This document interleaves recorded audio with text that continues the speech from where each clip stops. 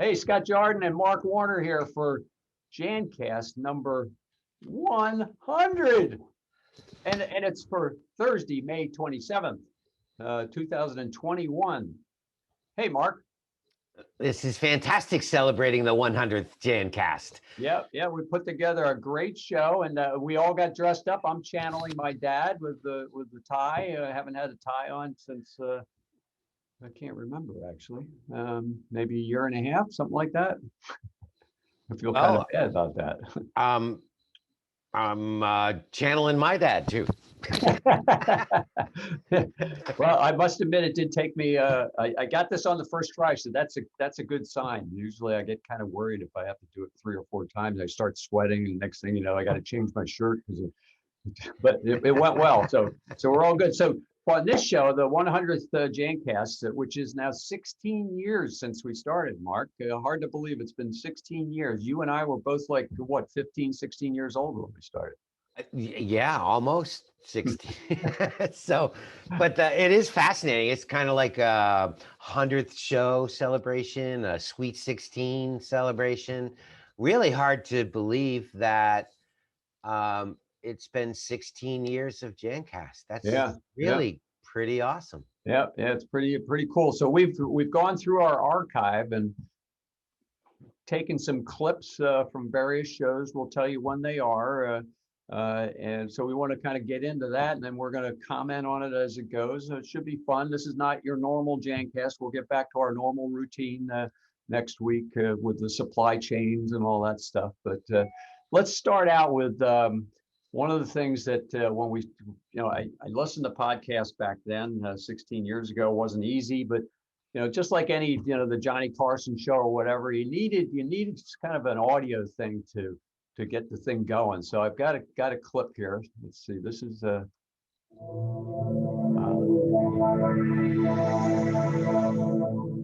that you figured out how to pronounce it, Mark. What's it called again? Glidel? Glidal wave.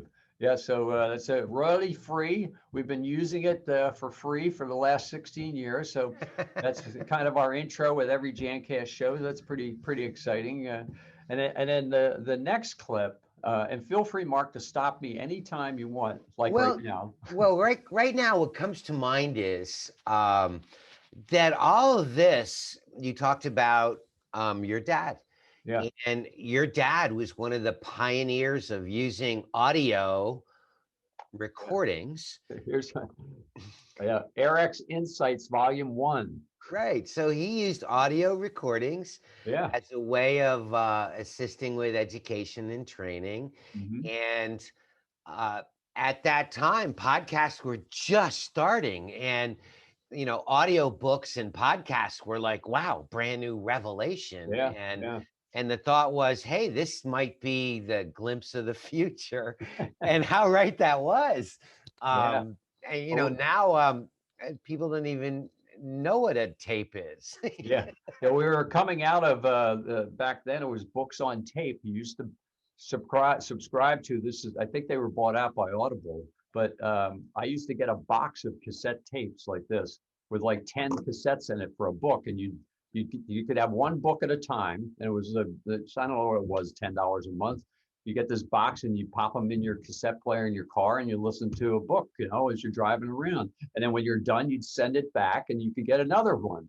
So my dad did these tapes for years. And I think the funniest story is we had one of our big accounts, the guy that ran the business had one of these tapes and he put it in his car tape player and it got stuck in his tape player, right? And he couldn't get it out. So every time he started his car, he would listen to my dad teaching him the difference between a non-butyl cleaner and a butyl cleaner. And he listened to this tape for like years until he finally sold the car. I mean, that seems like a lot of the kind of audio punishment there, but That's yeah. funny. So, okay, so the next one is the missing Jancast number 1, which I think I must have done by myself because it didn't have Mark in it, but it's got a lot of enthusiasm. You'll be able to tell. I believe I'm reading. So here we go. Let's start this one up. Here it comes. Episode 1, September 14th, 2005. Welcome, I'm Scott Jordan, the president of the Bowling Companies, and we're pleased to present Jancast.com. Oh, yeah. Jancast.com is a website created by Bolin devoted specifically to the Jan sand industry and building maintenance professionals. Man, that guy sounds good. Jancast.com will make available sales, marketing, and technical. There is the sensation of being read to. Well, it was early in my career, you know. Download CD or cassette tape. This efficient delivery method provides time-saving ideas and technical information to help train, educate, and inform sales professionals and users with cutting-edge related information. Well, the most amazing thing is that show impressed the right people. Yeah, we got a little bit better after the first show, obviously, but maybe that's why the show number 1 was missing from our archive, because I said that was so bad, we're not going to even put it up. So I'm not going to post that anywhere. You'll have to watch this show to be able to get it. So the next one, or we could mail them the script that was being read. Yeah. So that was October 2005. And then the next one is from the ISSA show where we entered the Innovation Award. Coincidentally, it was like a month and a half later. So, yeah, we had an ulterior motive for doing it the way we did it, and it ended up working out because, as you'll hear in this segment. So the first one is me talking about the fact that we won it. Then there's some live stuff from the floor, which is pretty interesting because it kind of dates the whole thing. But so let me start that one up here. There it comes at you. The Bowling Companies was entered under the business training and technologies section. And wait, we did that specifically because we didn't want to compete on chemicals because we figured we didn't have the money to compete against, at that point it was SC Johnson. There was no diversity or anything else. So we picked a category that had less competition, which ended up working out quite well, so, as you'll hear. And pleased to announce that we did win the category. So we are the 2005 ISSA Product Innovation winner. And we'll be able to remind you of that throughout the year. Throughout the next 16 years. yeah, we got our bang for our buck for sure on that one. There we go. But for now, let's listen to some of the cuts from the live broadcast. The first one here is another contestant in the Innovation Award, and they had Bikini Babes presenting some of the content, which you might wonder what he's referring to when he says the women don't come with the award. This next segment's a funny one that featured the bubblegum girl, and you can listen in as to what the product was. Moving to supplies and accessories. Now, what's this? Wait a minute, it's my favorite. It's Miss Bubblegum. And what's she here to tell us about? Well, of course she's here to address urine splash. That's right. Amazing. All about urine splash. Yeah, bubblegum girl and urine splash. I'm not really sure how they fit in the same sentence, but I'm sure we'll hear. The best part is the people laughing in the background. And your urine screens. Well, now she's got the splat mat. And you can see the splat mat comes with its own disposable glove that just looks lovely on her. Splat mat provides a splatter-free environment, and by shooting through the plastic fibers, the urine will pass through without splattering back on your user's legs. Nice. And the splat mat comes in cherry and my favorite, bubblegum. Who would have thought? Yeah. However, when you think about it, almost every public men's bathroom that you go into uses matting systems now. Yeah, that was that's the funny thing you got to keep in mind. 2000, and this was 2005. That was the innovation back then. That I don't know if they won the award for that particular category they're in, but yeah, they just had regular old urinal screens, and nobody worried about splashback, right? God forbid. Right. Yeah. And now that's just a very common fixture, as common in a men's bathroom as hand towels or an air dryer. Yeah. It's just it's everywhere. I thought one of the major innovations in that category was when they figured out they could put little decals of flies on the back of the urinal. For the women that are listening to the show that they've maybe not seen a men's urinal before, but they did that so that you would excuse this. You would urinate specifically on the fly. What a great innovation, right? Putting little decals on the back of the urinal. So here's It's called target practice. Yes. So here's the introduction from the show floor of Jancast.com. With our business and service training, this is iPod Fun. Jancast.com is a website devoted specifically to the Jan sand industry and building maintenance professionals. You can receive available sales, marketing, and technical content via an MP3 podcast download, a CD, or a cassette. The efficient delivery method helps to train, educate, and inform sales professionals and end users with cutting-edge information. Thank you so much. Check out episode 314, Bikini Girl, also not It's so amazing that nothing like even remotely close to that had ever existed before. Yeah.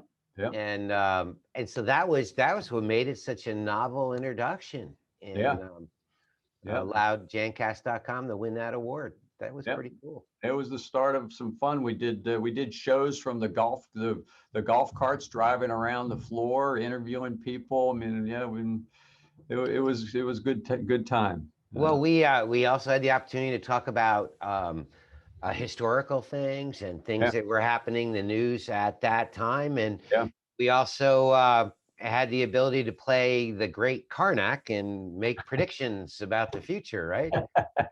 Well, speaking of the future, this next clip is very interesting because the product we're talking about ties in so much with what's going on now. It's really interesting. Now, this is from February 26th of 2007. So let's listen to this and we'll jump in and make some comments as well. There it comes. The program that you put together is very intensive and for kind of high level type situations, hospitals and nursing homes and things like that. So we really wanted to kind of, after learning from that whole experience of putting that program together, we kind of stepped back and said, let's make something that kind of would appeal to everybody, right? Well, exactly. When you think about it, it's one thing to be able to teach professional cleaners how to go after an infected environment and disinfect and decontaminate it and all that. But the other side of the coin, you have people that are going to work and they realize that 30% of their coworkers. Wait, we're talking about percentages of people with the flu. And now what are we talking about? 75% vaccination means everything's great. So I mean, interesting to put it into today's perspective, what was going on back then. Yeah, let's keep going. And you know, at that time we were worried about absenteeism. Yeah. And presenteeism, right? And presenteeism as a trademark term.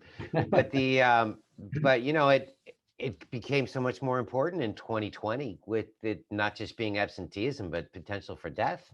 But it was still the same message. And that's what's fascinating to me to listen to this. Yeah. Is it was essentially 14 years ago. Yeah. And the need for things that we had the need for last year were discussed 14 years ago.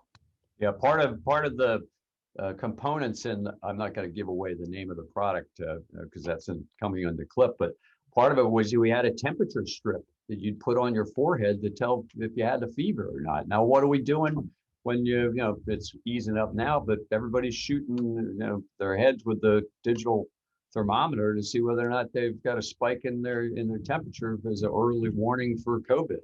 Well, also from a fashionista standpoint, it is definitely more fashionable to just shoot a digital at your head rather than walk around all day with an adhesive strip on your forehead that shows your temperature.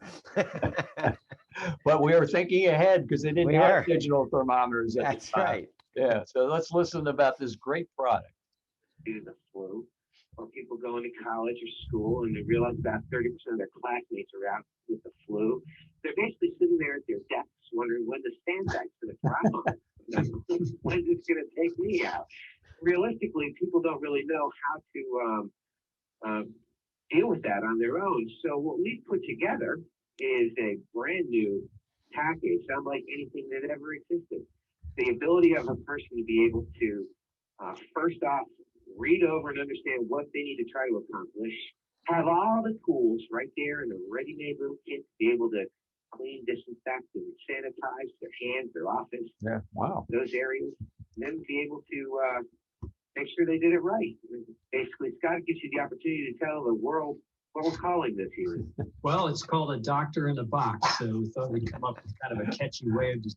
What a fantastic idea. Of course, we hardly sold any of them. We were 14 years ahead of our time. I think we just got rid of the remaining inventory last year. That's funny. It was great. It had a great brochure and everything, but yeah, really good. It was funny. The message behind it all was that mankind has been dealing with infectious diseases since the beginning of time, and it would continue to face infectious diseases in the future. And that was really the theme. And who would have known that 2020 was going to be the kind of year that was destined to come? Yeah. Back in 2007, I would have not been able to predict that it was going to hit the way it hit in 2020. Yeah. Let's finish up this one here. The items in the box, and it's kind of like having a doctor on staff. Those of you that have offices that maybe don't have an infirmary, this is your doctor in the box. It's got all the components in it that you need to maintain a clean and healthy work environment. And that doesn't just mean at work as well. It's going to help prevent viruses from traveling around the office and traveling home. About that. And you're infecting your family, as they in turn, as your kids go off to school and they infect other kids. So this is really a whole package that's going to help out not only the workers and the employers, because there's a big cost involved. We were way ahead of our time. Way ahead. Yeah. Way ahead. So yeah. So okay, the next clip is from show number 34, and this one's a real time bender. So this is July 11th, 2007, and I'm talking about the first iPhone. Imagine there was no iPhone until this time. And I talked a little bit about it, funny exchange about how I was able to get the first one at the beginning here, but it's amazing how far we've gone. But let's listen in here. There it comes. And I wanted to report on a new device that just came out. I'm sure you A new device. About it, the Apple iPhone.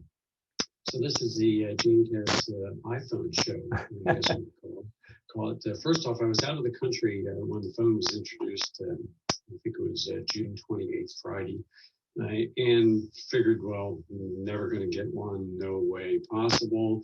Yeah, this was back when they had lines around the building. People slept overnight for days in advance to be able to have the opportunity of buying this new device. I mean, wasn't that like right around the time the top news story in the world was Steve Jobs announcing the iPhone?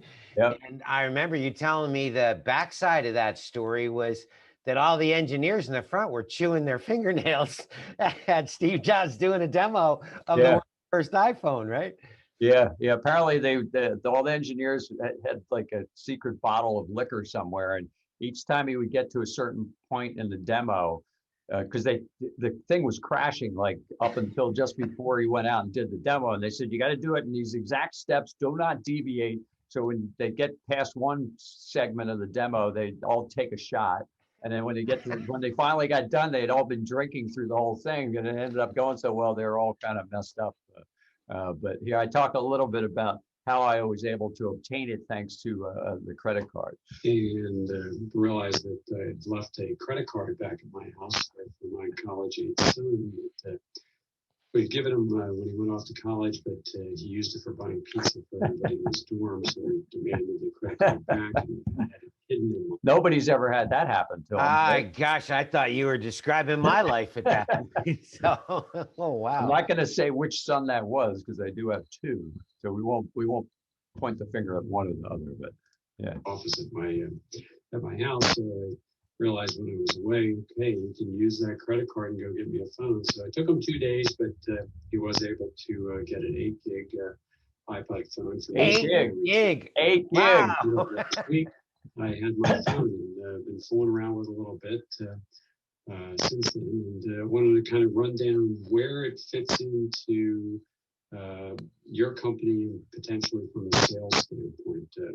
First off, it's very cool, and people, It's very cool. Yeah. And the more amazing thing is, hey, do you think something like this could be used to help drive business? Like, oh my gosh. Yeah. You and I were talking about it earlier today. It's everywhere. You couldn't even imagine trying to work without Yeah. an iPhone or the equivalent. So but back then, all we were using was like Blackberries to have conversations and type a text or two. Yeah, I talk about that a little bit further in this clip about the fact that there was no browser on the BlackBerry, at least that particular version. And BlackBerry said, well, who would want to use a phone without a keyboard? That's crazy. It's like, that was their only way of competing against. Well, you got to be kidding. Nobody's going to want to type on that thing. It's not even a real keyboard. But well, let's listen a little bit more. Stop and say, hey, is that the new iPhone? And tracks all kinds of attention. So just from that standpoint alone, I think it's going to kind of drag people into, from a sales standpoint, into talking about what potentially you can do on the phone. But let's talk about something simple like web surfing. It has a fully integrated browser that runs Safari. Whoa, holy smokes! You believe that? Windows version of Safari, but unlike RIM or Blackberries, which I previously had a Blackberry before this, when you wanted to go on the web, it was brutal. Because that's the best way of putting it, is brutal. You couldn't Technical word. serve anything, whatever. On the iPhone, it has a fully functional browser, and the cool thing about it is it has this ability to scale the page. So when it loads a web page. This part is so great. It was like, oh my God, you can use your fingers to change the size of stuff. I mean, it's so second nature now that, yeah, crazy stuff. Yeah. It shows the whole page, and then you're able to use your fingers to enlarge or make the image smaller, so you can actually move around within the web page by visually either enlarging or decreasing the size of the. So yeah, pretty innovative stuff back then, That was put it in perspective. Amazing to me, actually, listening to that. That was 14 years ago too. Yeah. And it's just become part of everyday life. I mean, there's an entire generation that doesn't know what life was like before an iPhone. Yeah. So there was definitely no Zoom back then. That's for sure. Yeah, right. Okay, the next and final segment is from January 18th of 2013, and features a little thing about you, Mark. Well, yeah, that's it. History is coming at you right now. Here you go. Give it a second. Start up here. Well, yeah, that was like that's been my big news over the last 6 months. Really, yeah, quite humbling. But I was officially elected to the board of directors of the ISSA, following in your footsteps a little bit, Scott. Yeah. For me, it's my first opportunity to be involved with the board of directors of the ISSA. You were involved for many years, leading to your presidency. Mm-hmm. And what was kind of cool is I was being introduced to the board and introduced to the world as a board member. At the same time, you were handing the baton off to John Scholes. Yeah, so I'm just a complete has-been now. So nobody calls me, nobody emails me. You're never going to be a has-been. Okay. See that, Scott? I told you you're never going to be a has-been, and I was right. But at that time, when you were president of the ISSA, the day you weren't president, you used to get phone calls from John Garfinkel, every day, every other day, telling him need a decision on this. The day after, boom, never heard another word from him. Well, hasn't that whole position evolved into like after that you go on a missionary trip Yeah, promoting the concept of ISSA throughout the Yeah. world and yeah. You would move from ambassador president, of goodwill. international president is what they called it. And you got to go on some junkets to various places. I think I got the bad end of the stick on the junkets thing. I think that Oh, time. well, it's that's debatable. You ended up in Amsterdam Yeah, that's true. drinking some good beer. Yeah.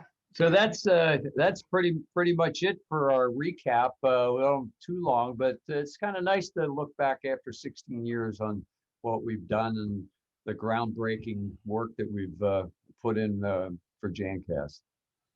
No doubt about it. That really took me back. That was kind of like a deja vu. But the other revelation was how far ahead. Like we were very current on the leading edge, and in some cases, we were years ahead of our time. Yeah, yeah. And that's just amazing to me. Really happy to be part of Jancast.com. Yeah, well, and people say, how do you guys just kind of wing it like that? And I say, well, I hadn't really thought about it, but 16 years practice, you get pretty good at winging it, right? I thought we weren't supposed to confess, the winging it part. Oh yeah, the editing that we have to do for these shows it takes me days. There you go. Well, it's been a pleasure doing Jancast with you, Mark, for 16 years. It was a lot of fun starting it up, and it's been fun with Ever all the since. shows, 100 shows in. So congratulations, Mark, and thanks for being And the co-host. congratulations to you, and thank you all for helping us make it 16 years and 100 shows. Yeah, thank you all, and we'll be back to our normal routine next week with no mass, right? Even We though, have a new use for them now. yeah, that's part of the party. That's celebrating the 100th show right there. I'm not that skilled. I don't think I can. I don't know. Yeah, there you go. Okay. Well, thanks a lot for tuning in, everybody. Have a great holiday weekend, and thanks for listening, watching all the shows over these years. I think the total downloads are in above 50,000, so it's pretty impressive that many people have appreciated the show and listen and watch for it on a weekly basis. So see y'all. Thank you all very much, and thank you, Scott. Yeah, thank you.